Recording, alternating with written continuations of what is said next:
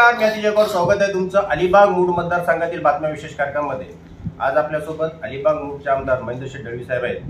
दळवी साहेब, आताच लोकसभेच्या निवडणुका झाल्या आणि एवढ्या मोठ्या प्रमाणामध्ये तुमच्या मतदारसंघामधून तुम्ही तटकरे जे महायुतीचे उमेदवार होते त्यांना लीड मिळाला. मला वाटतंय शिंदे गटामध्ये सर्वांनी सांगितलेलं होतं की सर्वात जास्त लीड मी देईन, पण असं न होता तुम्हीच सर्वाधिक लीड अलिबाग मूड मतदारसंघातून तटकरे साहेबांना दिला. तर नक्की याच्यामध्ये तुम्ही अशी काय जादू केली की तुमच्या विधानसभेच्या निवडणुकीपेक्षाही अधिक लीड तुम्ही तटकरेंना मिळवून दिला? असं जादू काय असं नसतं. आमदार म्हणून लोकांनी माझ्याकडनं खूप मोठे स्वप्न बघितलेलं आहे आणि खऱ्या अर्थाने गेले 4.5 वर्षामध्ये मी जे केलेलं काम आहे त्या कामास्वरूपात खऱ्या अर्थाने लोकसभेच्या निवडणुकीमध्ये लोकांनी मतदानात योगदान दिले. हा खरा त्याचा मतदार असं मी निश्चित सांगेन. कारण प्रत्येक माझा कार्यकर्ता हा लोकसभेच्या माध्यमातून महेंद्र दळवी म्हणून लढला. हे त्रिवार सत्य आहे. जे मी काम कार्यकर्त्याच्या माध्यमातून गावखेड्याकडे केलं, जो विकास केला त्या विकासाची पावती म्हणून लोकांनी जे लोकसभेला आपल्याला योगदान दिले मतदारांना, हे त्रिवार सत्य आहे. शेठपाल, तुम्ही बघितलं ते ज्यावेळी तुम्ही आमदार नव्हता 2021ला, त्यावेळी लोकसभेच्या निवडणुका लागलेल्या होत्या. त्यावेळी तटकरे शकापमध्ये असताना 19,000+ होते आणि ह्या वेळेला जर आपण विचार केला तर शकाप मायनस होऊन तुम्ही 20,000 प्लस आलो. ही महत्त्वाची गोष्ट आहे की ज्या वेळेला शकाप त्यांच्यासोबत होता त्यावेळी त्यांना फक्त 20,000 मतं मिळाली लीड, आणि तुम्ही असताना 40,000 लीड मिळाला. जो शकाप म्हणत होता की आम्ही जवळजवळ 40,000 मतांचा लीड घेऊ, तर त्यांचा मागच्या निवडणुकीमध्ये 20,000चा लीड असून सुद्धा तो तुम्ही लीड ब्रेक करून आणखीन 20,000चा लीड घेऊन 40,000ची मतं मिळून दिली. हे कसं काय घडलं? लोकसभेच्या माध्यमातून जे वातावरण माझ्या पूर्ण मतदारसंघात किंवा जिल्ह्यामध्ये तयार झालं होतं, आज खऱ्या अर्थाने शेकाप पक्षाची अवस्था अतिशय दयनीय आहे. त्यांनी भाकीत केलं होतं की 40,000हून अधिक मताधिक्य गीते साहेबांना या मतदारसंघामध्ये शेकाप पक्ष देईल, पण तसं घडलं नाही आहे. उलट मीच 40,000 मताधिक्य दिलं. त्याचा अर्थच असा आहे की शेकाप पक्षाने खऱ्या अर्थाने निवडणुकीची रणनीती तयार केली होती. ते लोकांना ज्ञात आहे, म्हणजे माहिती आहे की एकंदर त्यांनी जो गेम प्लॅन केला तो खऱ्या अर्थाने गीते साहेबांना पाडण्याजोगीच केला होता. हे चित्र स्पष्ट आहे. ते जरी आता काही बोलले उमेदवार चुकीचा आहे, म्हणजे महाआघाडीने उमेदवार गीते साहेबांना चुकीचा दिला, असं नाही आहे. गीते साहेबांचं पण गेल्या कित्येक वर्षाचं काम होतं आणि आज अलायन्समध्ये आघाडी स्वरूपात जयंत पाटील त्याचं नेतृत्व केलं. आपण बघितलं की जिल्ह्यातल्या सगळ्या दौऱ्यामध्ये जयंत पाटलांची जेव्हा भाषणबाजी केली ऐकली तर तटकरेंनी त्यांनी निग्लेक्ट केलं होतं. पण तटकरेंचं गेले कित्येक वर्षाचं काम, म्हणजे जिल्हा परिषद अध्यक्ष असेल, आमदार असतील, मंत्री असतील आणि खासदार असतील, या अनुषंगाने केलेलं काम लोकांना भावणारं निश्चित आहे. आणि महायुतीचे उमेदवार असल्या कारण महायुती अतिशय घट्ट होती. भारतीय जनता पार्टी, शिवसेना, शिंदे गट आणि BJP, राष्ट्रवादी यांचं अलायन्स अतिशय मजबूत होतं. सगळे तिन्ही पक्षाचे कार्यकर्ते अतिशय एकत्र येऊन ते छानपणे काम करत होते आणि आमची रणनीती सक्सेस झाली. त्याच्यामुळे 40,000 मताधिक्य जे मिळालं तर त्याची रणनीती असं मी निश्चित सांगतो. शेठ, आता सगळ्यात महत्त्वाचा प्रश्न असा आहे की 12 तारखेला आपण पाहिलं की विधान परिषदेच्या निवडणुका होत्या आणि त्या विधान परिषदेच्या निवडणुकीमध्ये आमदार जयंत पाटील यांचा पराभव झाला. ज्या वेळेला तुमच्या महायुतीमधून 9 जागा, महाविकास आघाडीमधून 2 जागा अशा पद्धतीचं गणित होतं. परंतु अचानक उद्धव बाळासाहेब ठाकरे यांनी एक त्यांचे सचिव आहेत मिलिंद नार्वेकर यांना उमेदवारी अर्ज दिला आणि 11 चे 12 झाले. त्याच्यामुळे निवडणुका झाल्या आणि या निवडणुकामध्ये फक्त जयंत पाटील यांना 12 मतं पडली आणि त्याच्यामुळं हा पराभव झाला. हा पराभव जो आहे हा त्यांच्या इतिहासामध्ये 24 वर्षांमध्ये ते विधान परिषदेमध्ये होते. तर हा नक्की पराभव होण्यामागची कारणं काय आहेत? कारण की सगळीजण म्हणत होती की विधान परिषदेमध्ये जयंत पाटील कधीच हरत, परंतु ह्या वेळेला असं काय घडलं की त्यांना पराभव स्वीकारावा? असं काय राजकारणामध्ये जयंत पाटील जादू संपले. खरं तर त्यांनी उभं राहायला पाहिजे नव्हतं. कारण जेव्हा 12वा फॉर्म अपडेट झाला तोही महाआघाडीच्या माध्यमातून नार्वेकर झाला, तर उद्धव साहेबांच्या घरातली व्यक्ती म्हणून त्याला लोक बघतायत. आता जयंत पाटलाकडे एकही मतं नाही, एक ते परिवर्तित झालं. जयंत पाटील एवढी मतं दिली नसताना पवार साहेबांच्या जीवावरती त्यांनी फॉर्म भरला. आज त्यांना मतं किती मिळाली? 12, आणि ती तारीख पण होती 12च. त्यांचा अनुक्रमांक होता 12 आणि 12 मध्ये शरद पवार. आणि खरंच आम्ही 274 लोकांनी 12 वाजवले. तेव्हा सत्य खरा वेळेपणा आहे. त्यांना मार्गदर्शन तेवढं इथनं मी मोठा नाही आहे, पण त्यांचा राजकीय आत्तापर्यंत प्रवास बघितला तर ती एक जादू होती. पण आतापर्यंत जयंत पाटलांनी सगळे घेतलेले निर्णय ते परिपूर्ण चुकलेले आहेत. तुम्ही त्या दिवशी 12 तारखेला सकाळी एक तुमची बाईट मी बघितली की आता वोटिंग सुरू आहे, 4 वाजेपर्यंत होईल, मग निकाल बघू. तुम्ही आशावादी होतात. तुमच्या मागच्या 2-4 मुलाखती बघितल्या तर त्यांना त्या मॉरल देणाऱ्या होत्या. असं करू नये असं माझं व्यक्तिमत, एका पत्रकाराने असं करू नये असं माझं सबोरी सांग आहे. बघा, राजकारण समाजकारण तर राजकारण जाण्याचा प्रवास आहे. ज्याचं काम चांगलं आहे त्याला नक्की लोक योगदान देणार. आज विधान परिषद निवडणूक त्यांनी लढू नये असं माझ्यासारख्या सर्वसामान्य माणसाचं मत तर निश्चित होतं, कारण संख्याबळ जुळणारच नव्हतं. मग एवढ्या वर्षाचा प्रवास आपण करून घ्यायचा होताच तर निवडणूक लढायला नाही पाहिजे. बरं झालं ती निवडणूक लढली आणि त्या मताधिक्याच्या माध्यमातून त्यांना बाहेरचा रस्ता दाखवला. हा रायगडच्या दृष्टीने सगळ्यात आनंदाचा दिवस होता. आणि तुम्ही नंतर चर्चाही त्याची केली की आमदारांनी वेगळा आनंद उत्सव साजरा केला. मी शेतकऱ्याचा मुलगा आहे, माझा लावणी चालू आहे शेतावरची, तर लावणी उत्सवामध्ये मी चिखलात जर लोळलो आनंद उत्सव केला तर जनमानसाचा तर हे आहे, त्याच्यामुळे तो उत्सव मी साजरा केला. त्यांचं काय मत याला मला काय लेनदेन नाही आहे, पण मी आनंद उत्सव साजरा केला आणि तो लोकांना भावणार निश्चित होता. पण आपला जो मूळ प्रश्न आहे की जयंत पाटलांनी ही निवडणूक लढायला पाहिजे नव्हती असं माझं व्यक्तिमत आहे. पण बरं झालं ते लढले आणि त्या निवडणुकीच्या माध्यमातून ते बाहेरचा रस्ता दाखवावा लागला. काल परवा त्यांनी भाष्य पण केलं आहे, येणाऱ्या 2 महिन्यामध्ये पुन्हा विधान परिषद निवडणुकीमध्ये मी उभा राहील. मी आमदार आहे, तिथेही बाजी ते हारणार आहेत. असं कधी होणार नाही आहे, तुम्ही चिंता करायची काय अजिबात कारण आहे. त्यांचा परवा मेळाव्याचं भाष्य ऐकलं मी.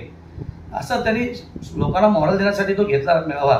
पण राजकारणामध्ये आता संख्याबळाला महत्व आहे.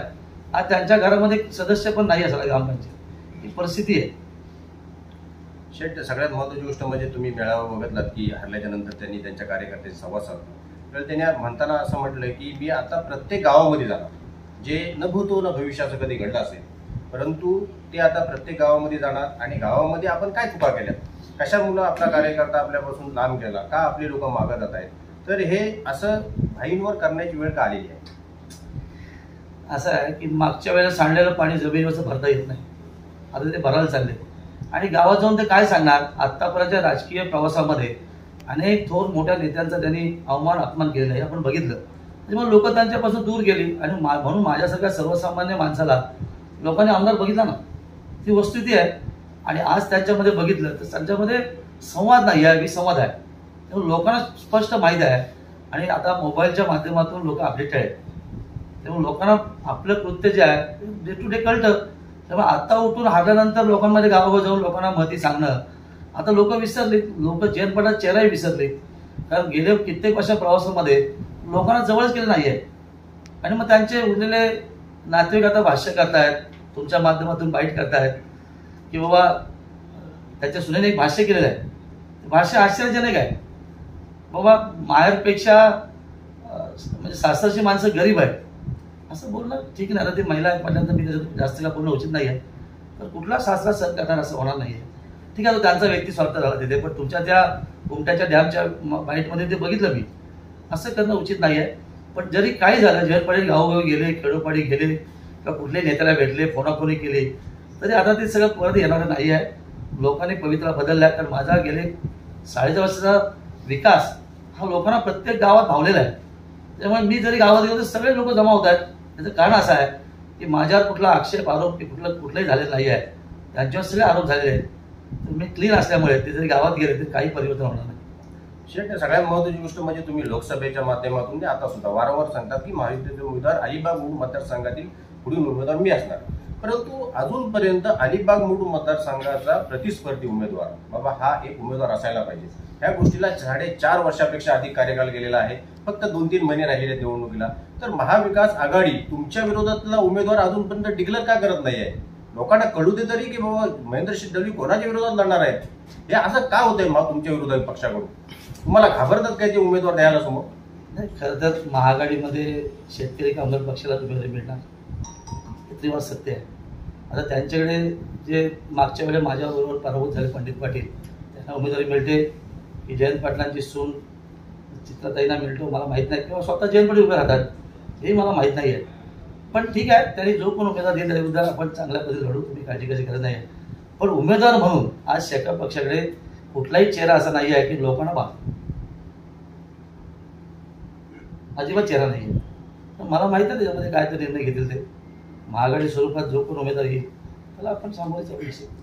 वर्तमानपत्रांमध्ये ज्या वेळेला भाई हरले विधान परिषद निवडणूक त्यावेळेला एक पेपरमध्ये बातमी आलेली होती की कर्जतमध्ये उमेदवार देणार. काल सुद्धा भाईंनी त्यांच्या त्या मेळाव्यामध्ये सांगितलं उरणमध्ये उमेदवार देणार, पनवेलमध्ये उमेदवार देणार, पेनमध्ये उमेदवार देणार. तर अशा पद्धतीने महाविकास आघाडीमध्ये आता भाईनं उमेदवारी न दिल्यामुळे बिघाडी व्हायला लागलेली आहे असं एकंदरीत चित्र आहे. उद्धव बाळासाहेब ठाकरे गट सुद्धा म्हणतोय की आम्ही सुद्धा अलिबाग मतदारसंघामध्ये उमेदवार देणार आहोत. मग असं जर असलं तर मग शेतकरी कामगार पक्षाला वेगळी निवडणूक लढवावी लागेल. उद्धव बाळासाहेब ठाकरे उमेदवार असणार आहेत, त्याच्यामध्ये तुम्ही स्वतः असणार आहेत, बाकीचे काही अपक्ष इच्छुक आहेत ना. शेवटी लोकशाहीमध्ये उमेदवारी कोणी घेणं हा काय हे नाही आहे. पण आज महाआघाडीमध्ये एक संघटना दिसत नाही आहे आणि जयंत पाटीलचं वेळोवेळी भाष्य बदलतं. कधी महाराष्ट्रभर 288 निवडणूक उमेदवार उभे करणार, कधी आघाडीतून बाहेर पडणार, कधी असा आरोप करतात त्यांनी की गीतेसारखे उमेदवार पाहिजे नव्हते लोकसभेला. म्हणजे वेगवेगळी त्यांचं एकंदर वक्तव्य येतं. आणि आता सध्या जिल्ह्यातल्या सगळ्या सीट लढवणार. मूळ अलिबागमध्येच त्यांचे उमेदवार नाही आहे तर इतर तालुक्यांमध्ये इतर विधानसभाला त्यांचे उमेदवार कसे लढणार. आणि कोणी शेका पक्षाला यायला इच्छुक नाही आहे. ना कर्जत, ना पनवेल, ना पेन. आता पेनला धैर्यशिवाय तेही बाहेर पडले. त्यांच्याकडे उमेदवार जिल्हा परिषद नाही आहे तर विधानसभेचं सोडा, ही त्यांची आताची परिस्थिती आहे. आणि मुळात जयंत पाटील मला असं वाटत नाही की महाआघाडीमध्ये राहतील. कारण एकेकाळी त्यांचं भाष्य होतं की शेतकरी भवनमध्ये महाराष्ट्र मुख्यमंत्री ठेवणार, शेतकरी भवनमधून पंतप्रधान ठेवणार. आता या अशा वल्गना आणि अशा गोष्टी फेक लोकांना आवडत नाही आहेत. लोक कर्तृत्व बघतायत. आज त्यांच्याकडे कुठलाही जनाधार नाही आहे, आमदार नाही आहे, काहीच नाही नसल्यामुळे ते वैफल्य गोष्ट अशा पद्धतीने ते बोलतायत आणि लोक त्यांना गंमत म्हणून बघतायत. तुम्हाला जर काय आता विधानसभेची निवडणूक लढवायची असेल तर तुम्ही सर्वाधिक पसंती म्हणून तुमचा प्रतिस्पर्धी उमेदवार हा असायला पाहिजे. तर तुम्ही कोणाला जास्त पसंती द्या? नाही, मी असं काही पसंत देणार. त्यांना महाआघाडीने कोणी उमेदवार करू दे, आम्ही पॅड बांधून तयार आहोत. नाही, तुम्ही मगाशी म्हणतात की भाईंनी आता माझ्या असं परवाच्या त्यांच्या मिटिंगमध्ये सभेमध्ये त्यांनी वक्तव्य लोकांनी आग्रह धरला की जयंत भाईने विधानसभा लढवावी. माझी इच्छा आहे की जयंत भाईने माझ्यासमोर विधानसभा लढवावी. मला सगळ्यात आनंद होईल. काय झालं की मी अपघाताने राजकारणामध्ये आलो आणि ज्यांच्यामुळे आलो तेच जर माझ्यासमोर उमेदवार असतील तर सर्वाधिक आनंद मला होईल की द एंड त्या गोष्टीचा मी निश्चित करेन. तरी साधारण जर का अशी परिस्थिती झाली तर भाईला तुम्ही किती हजार मताच्या फरकाने हरवा? खरं सांगू का, आश्चर्यजनक गोष्ट आहे. म्हणजे मी सहज बोलून जातो पण 50,000 मी कमी जर आलो तर मी आमदार नसेल असं भाकीत नक्की करू. भाई उमेदवार असले तरी? हो, येस. मी शेवटचा प्रश्न विचारतोय.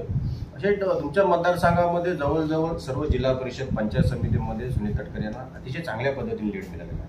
पण आपण रामराज पंचायत समितीचा जर विचार केला तर रामराज पंचायत समितीमध्ये तुम्ही करोडो जर निधी टाकता तरी सुद्धा ती पंचायत समिती ही मायनसला गेलेली आहे. माझ्या स्वतःच्या वॉर्डमध्ये जवळजवळ 7 कोटीच्या आसपास कामं तुमच्या माध्यमातून झालेली आहेत. तो माझा स्वतःचा वॉर्ड हा 71 मतांनी मायनस गेला तटकरेंसाठी. त्याच्यामुळं असं काही घडतंय का की तुम्ही जे सध्या नवीन कार्यकर्ते आयात करताय आणि जुने जे कार्यकर्ते आहेत त्यांच्यावर कुठेतरी अन्याय होतोय का?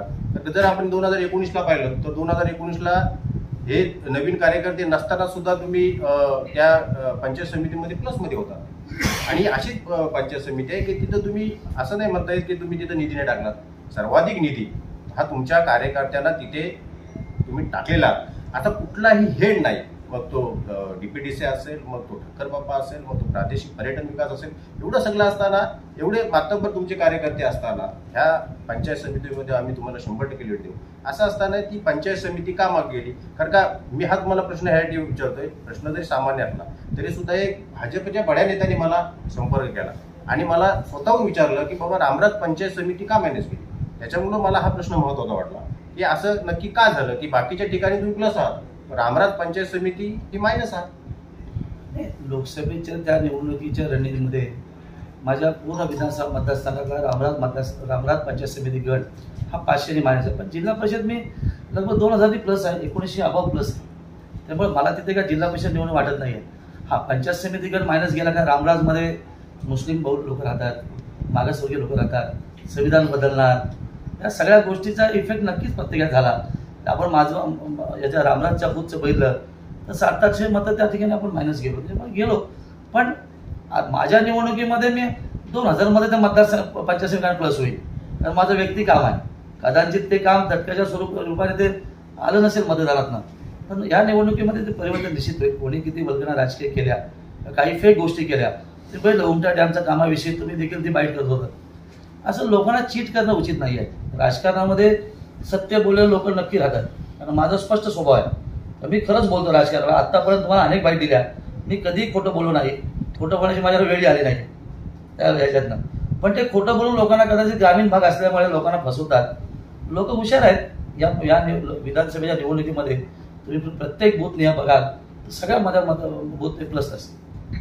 तर आपल्यासोबत महेंद्र दळवीशेठ होते. येणाऱ्या कार्यकालामध्ये अशा पद्धतीने भाई जरी उमेदवार त्यांच्यासोबत राहिले तरी सुद्धा भाईंना 50,000 मताच्या फरकाने मी हरवीन एवढा त्यांचा कॉन्फिडंट आहे. जिथं त्यांची सुरुवात झाली तिथंच त्यांच्या हातातून एंड होईल, तर त्यांना भरपूर आनंद होईल असं एकंदरीत शेठचं मत होतं. तर ह्या सर्व गोष्टींवर आपण भरपूर दिवस बोलायला पाहिजे होता, आपण बोललो. इथेच थांबतो. जर का म्हणून लाईक करा, शेअर करा, सबस्क्राईब करा. धन्यवाद.